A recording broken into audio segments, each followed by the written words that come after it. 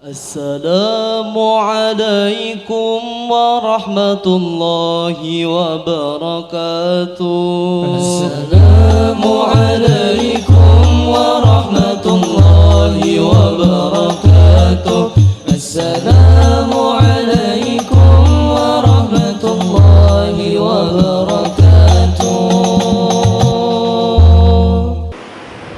Assalamualaikum warahmatullahi wabarakatuh. Bismillahirrahmanirrahim. Alhamdulillahilladzi 'allama bil qalam, 'allamal insana ma lam ya'lam. Sholatan wa salaman ala khairil anam, sayyidina wa maulana Muhammadin ja'a bil ayati wal hikam, wa ala alihi wa ashabihi wa tabi'ihi ila akhiril ayyam, amma ba'd.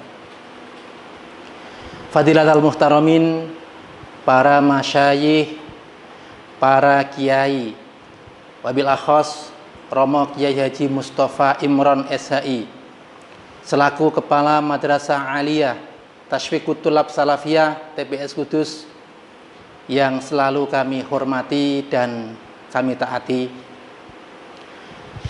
Anak-anakku semuanya, siswa baru, siswa kelas 10 Madrasah Aliyah Tashfiqut Thulab Salafiyah TPS Kudus tahun pelajaran 2020-2021 yang kami banggakan. Awalan wa qabla kulli syai'in, marilah kita panjatkan puja, puji dan syukur kita kehadirat Allah Subhanahu wa Ta'ala yang telah melimpahkan rahmat, taufik dan hidayahnya sehingga sampai saat ini, sampai detik ini kita masih diberikan panjang umur, sehat walafiat di tengah-tengah merajalelanya COVID-19 atau virus corona yang sampai saat ini telah menyebabkan meninggalnya lebih dari 500.000 jiwa di seluruh dunia. Semoga dengan selalu mensyukuri nikmat dan karunia-Nya, kita dan keluarga kita diselamatkan dari ancaman virus corona. Amin, Allahumma amin. Salawat dan salam semoga senantiasa tercurah keharibaan insan termulia, Nabi akhir zaman, baginda Rasulullah Sallallahu Alaihi Wasallam, dengan satu harapan, semoga kelak di hari kiamat kita semua termasuk golongan umatnya yang insya Allah karena itu kita bisa mengharapkan untuk mendapatkan syafaatnya. Amin, Allahumma amin. Seperti pada tahun-tahun sebelumnya, setiap menjelang dimulainya tahun pelajaran baru, semua sekolah pasti mengadakan sebuah kegiatan orientasi bagi siswa barunya. Tak terkecuali Madrasah Aliyah Tashfiqut Thulab Salafiyah TPS Kudus yang setiap tahunnya juga mengadakan kegiatan yang sama. Untuk di madrasah ini, kegiatan tersebut diberikan nama Matsama atau masa ta'aruf siswa madrasah. Akan tetapi tidak seperti pada tahun-tahun sebelumnya, di mana kegiatan Matsama dilaksanakan secara klasikal dengan tatap muka langsung. Untuk tahun ini kegiatan Matsama dilaksanakan dengan cara yang berbeda, yakni dengan cara daring atau online. Oleh karena itu, tentunya suasana dan nuansanya berbeda. Atensinya juga berbeda. Waktunya pasti juga berbeda.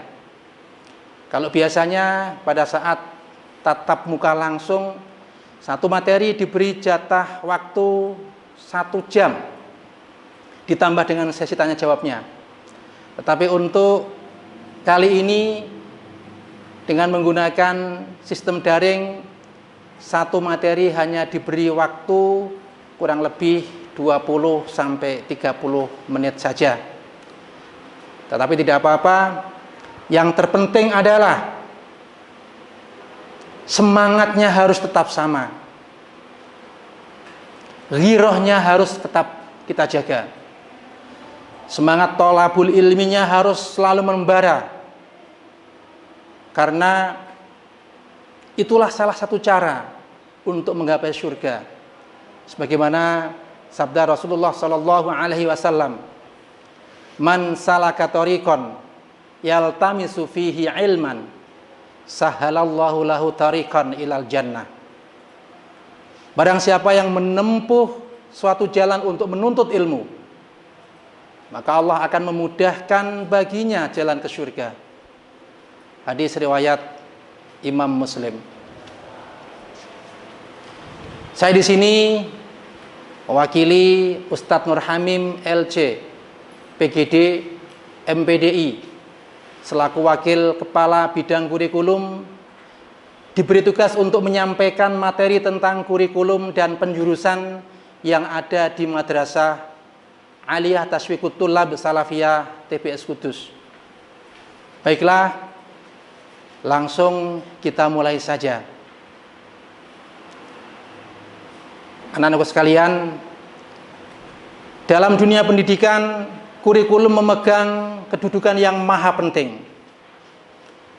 Bisa diibaratkan kurikulum adalah ruhnya sebuah lembaga pendidikan, nyawanya suatu sekolah. Hal ini karena kurikulum berkaitan dengan tujuan, isi, proses dan evaluasi yang pada akhirnya menentukan macam serta kualifikasi suatu lembaga pendidikan. Kurikulum menyangkut rencana, pelaksanaan, dan evaluasi pendidikan, baik secara mikro maupun secara makro, mulai dari lingkup kelas, madrasah, daerah, wilayah, maupun dalam skala nasional. Semua elemen yang berkecimpung dalam dunia pendidikan pasti berkepentingan dengan kurikulum. Mulai dari pemerintah, dalam hal ini pemerintah mempunyai kementerian yang memang khusus mengurus tentang pendidikan. Kemudian lembaga pendidikan atau sekolah itu sendiri, tenaga pendidikan, sampai orang tua atau wali murid, menjadikan kurikulum sebagai bahan pertimbangan atau barometer dalam mewujudkan cita-cita pendidikan mereka. Walhasil, kurikulum mempunyai andil yang sangat besar dalam melahirkan harapan tersebut. Anak-anakku sekalian, adakah yang tahu apa pengertian kurikulum? Kalau saya bertanya pengertian kurikulum kepada 10 orang yang berbeda, kemudian jawabannya juga 10-nya berbeda, maka mungkin 10-nya itu benar semua atau salah semua. Karena memang pengertian kurikulum itu sangat banyak. Kurikulum memiliki pengertian yang sangat banyak. Ada puluhan atau bahkan ratusan ahli pendidikan yang mencoba untuk mendefinisikan kurikulum. Sekurang-kurangnya ada 150-an pengertian kurikulum apabila kita mencoba untuk browsing, menemukan atau mencari pengertian kurikulum. Namun di sini kami hanya akan menyampaikan 2 pengertian kurikulum yang merupakan intisari dari ratusan pengertian kurikulum yang ada. Paling tidak menurut saya. Yang pertama, kurikulum dalam arti yang luas, yaitu seperangkat rencana dan pengaturan mengenai tujuan, isi, dan bahan pelajaran serta cara yang digunakan sebagai pedoman penyelenggaraan kegiatan pembelajaran untuk mencapai tujuan pendidikan tertentu. Ini pengertian kurikulum yang terdapat pada pasal 1 butir 19 nomor Undang-Undang nomor 20 tahun 2003 tentang sistem pendidikan nasional. Yang kedua, kurikulum dalam arti sempit atau sederhana, yaitu sejumlah mata pelajaran yang harus ditempuh dalam sebuah lembaga pendidikan untuk mencapai kualifikasi tertentu. Pengertian kurikulum yang pertama mengacu pada kurikulum yang berlaku di semua lembaga pendidikan, mulai tingkat dasar, menengah, sampai tingkat pendidikan tinggi yang ada di Indonesia. Sedangkan pengertian kurikulum yang kedua adalah kurikulum yang khusus berlaku di masing-masing lembaga pendidikan yang menjadi ciri khas sekaligus daya tarik dan kelebihan sebuah lembaga pendidikan. Secara umum, kurikulum memiliki 4 komponen yang merupakan satu kesatuan tak terpisahkan, yaitu yang pertama adalah arah atau tujuan. Yang kedua, materi atau isi atau konten. Yang ketiga, metode atau strategi pembelajaran. Dan yang keempat adalah evaluasi. Anak-anakku sekalian, hal yang abadi dan akan tetap berlangsung di dunia ini adalah perubahan. Perubahan terjadi karena perkembangan peradaban manusia itu sendiri. Begitu juga keadaan kurikulum pendidikan di Indonesia yang selalu berkembang dan berkembang dari masa ke masa seiring dengan perubahan dan perkembangan zaman. Anak-anakku sekalian, hal yang abadi dan akan tetap berlangsung di dunia ini adalah perubahan.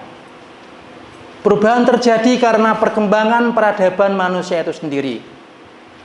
Begitu juga keadaan kurikulum pendidikan yang ada di Indonesia ini selalu berkembang dari masa ke masa, dari zaman ke zaman, seiring dengan perubahan dan perkembangan zaman.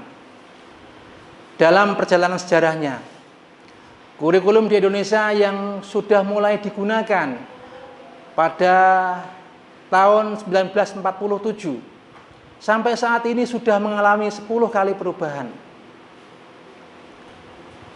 Yang terakhir adalah kurikulum 2013 yang berlaku untuk saat ini. Jadi saat ini semua lembaga pendidikan yang ada di Indonesia sudah menggunakan kurikulum 2013 atau yang lebih sering kita kenal dengan K13. Mulai tahun 2014, sedikit demi sedikit sekolah sudah mulai dianjurkan atau dipilih untuk menjadi percobaan mengaplikasikan kurikulum 2013. Pada klimaksnya, pada awal tahun 2018-2019, semua sekolah sudah wajib menggunakan kurikulum 2013. Kurikulum 2013 yang berbasis karakter dan kompetensi merupakan pengembangan dari kurikulum sebelumnya, yakni kurikulum tahun 2006 atau KTSP. Dilandasi pemikiran tentang tantangan masa depan, persepsi masyarakat, perkembangan ilmu pengetahuan. Maka mulai tahun 2018 kemarin, kurikulum 2013 sudah diberlakukan di semua sekolah yang ada di Indonesia. Karakteristik K13 adalah dalam setiap pembelajaran memiliki tujuan untuk mengembangkan sikap spiritual, sikap sosial, pengetahuan serta keterampilan dengan harapan dapat diterapkan oleh peserta didik dalam kehidupan sehari-hari di lingkungannya masing-masing. Anak-anakku sekalian, madrasah-madrasah di Indonesia memiliki karakteristik dan kurikulum yang beragam. Karena memang madrasah di Indonesia itu beragam. Misalnya ada madrasah negeri, madrasah swasta, madrasah berbasis pesantren, dan lain-lain. Masing-masing mempunyai niat untuk memunculkan kurikulum khasnya. Begitu juga Madrasah Aliyah Tasfiqut Thalab Salafiyah TBS Kudus, kita juga mempunyai kurikulum yang khas, yang unik. Akan tetapi meskipun demikian, kita tetap mempunyai pedoman yang dikeluarkan oleh pemerintah. Dalam hal ini oleh Kementerian Agama, dengan diterbitkannya Keputusan Menteri Agama nomor 184 tahun 2019 yang berisi tentang pedoman implementasi kurikulum pada madrasah. Oleh karena itu, di Madrasah Aliyah Tasfiqut Thalab TBS Kudus, mata pelajarannya juga sudah dikelompok-kelompokkan sesuai dengan panduan yang ada pada Keputusan Menteri Agama tersebut. Di antaranya bisa kalian lihat atau dicatat,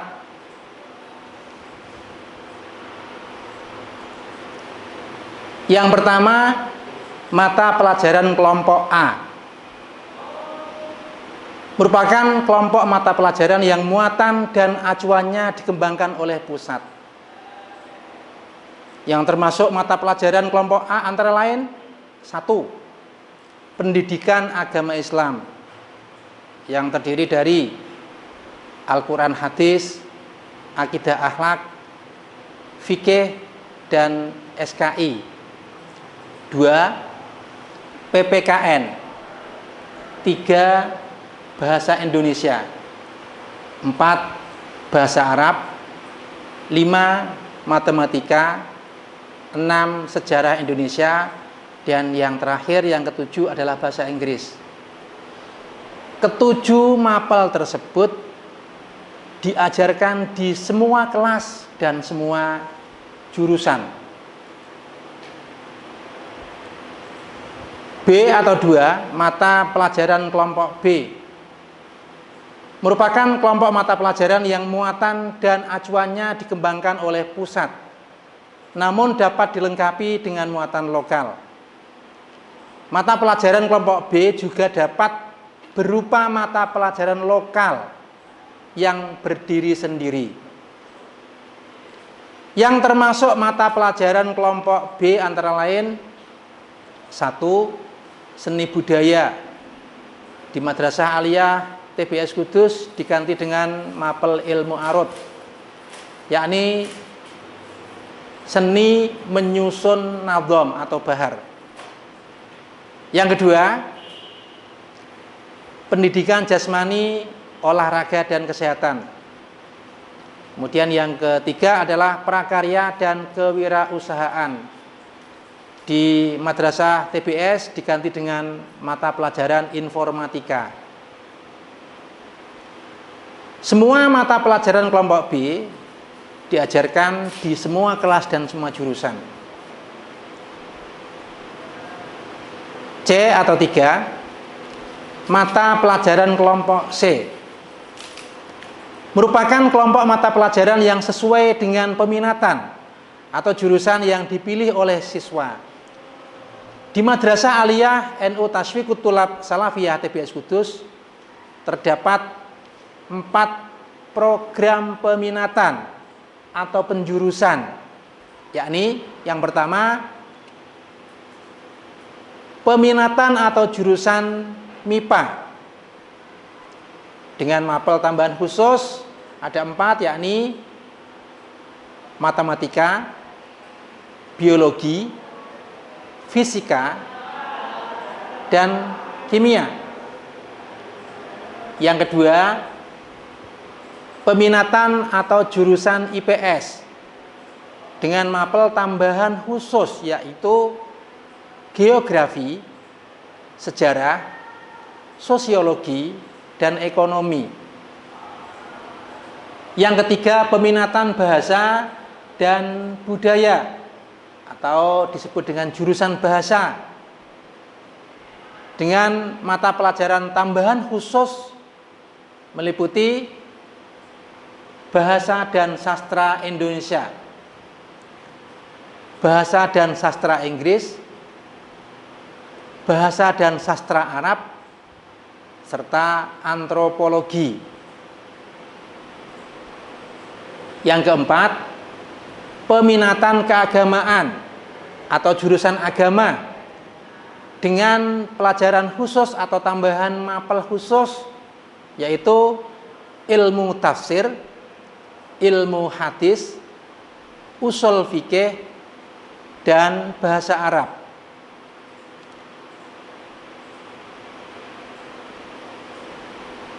Yang perlu dicatat di sini adalah bahwa mapel-mapel khusus yang merupakan mapel tambahan dari masing-masing jurusan hanya diajarkan di kelas dengan jurusan yang sama. Jadi misalnya untuk jurusan IPA dia hanya mendapat 4 tambahan mapel seperti yang disebut di atas. Yang keempat atau D, mata pelajaran kelompok D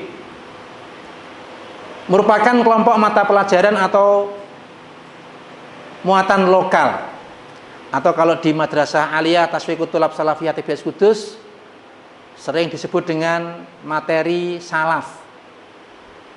Sebenarnya dalam KMA nomor 184 tahun 2019 tidak ada istilah mata pelajaran kelompok D.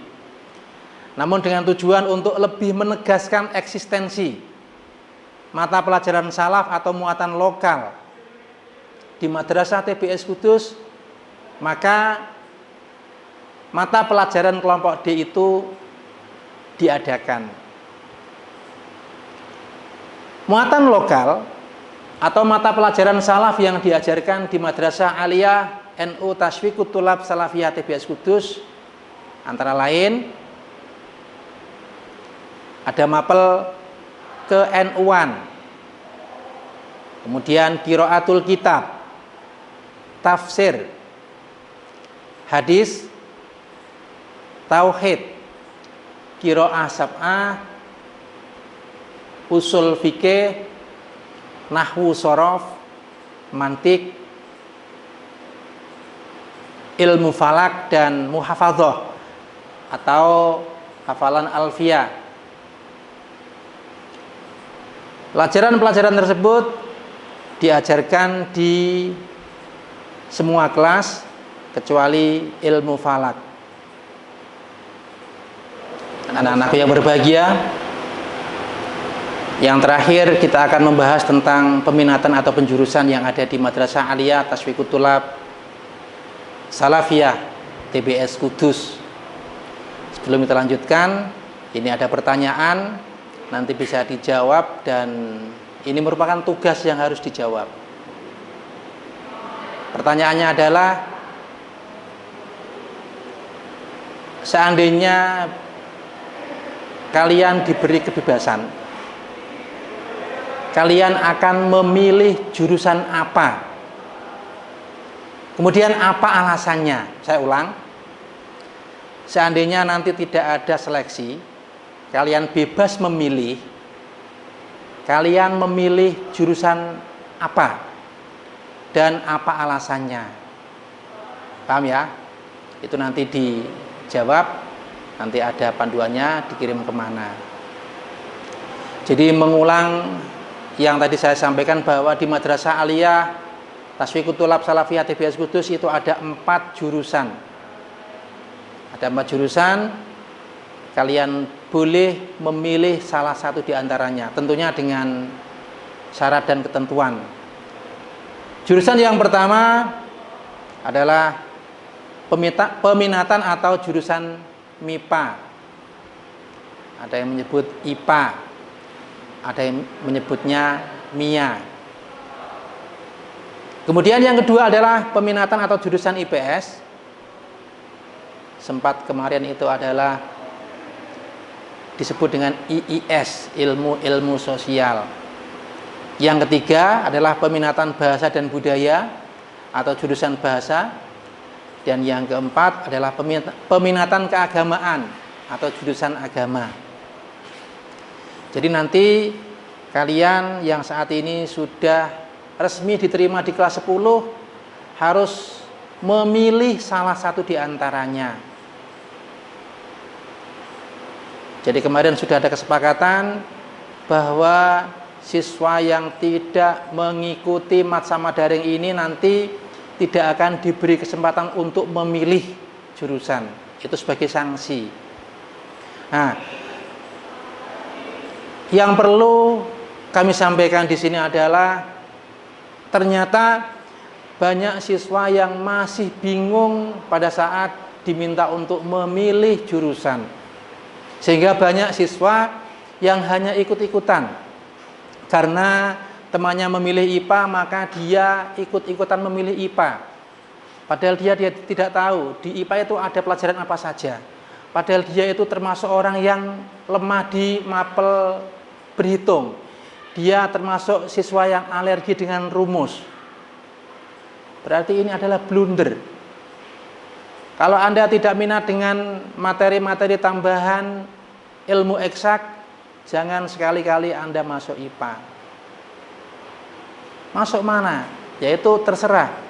Monggo kalian lihat ya, minatnya itu di mapel apa, kemudian kebutuhannya itu di jurusan apa. Ini bisa dikaitkan dengan tujuan pendidikan setelah aliyah. Karena kalian pasti punya cita-cita. Kalau misalnya kalian memang punya cita-cita menjadi dokter atau misalnya arsitek, maka IPA adalah jurusan yang menjadi pilihan. Ini hanya contoh. Artinya apa? Artinya kalian ketika memilih jurusan itu harus punya pertimbangan yang matang. Makanya silakan bertanya pada orang yang lebih tahu, bertanya kepada orang tua, kepada saudara, atau mungkin kepada guru BP. Saya itu lebih pasnya di jurusan apa, sehingga nanti kalian untuk 3 tahun ke depan akan merasa nyaman. Yang perlu kami sampaikan di sini bahwa karena ada banyak orang yang salah memahami, di TBS ini jurusan apapun yang nanti akan Anda pilih atau yang nanti menjadi pilihan karena terpaksa, maka Anda semua akan menerima semua mapel-mapel lokal yang tadi saya sebutkan. Ya, jadi tidak semua harus memilih di jurusan keagamaan.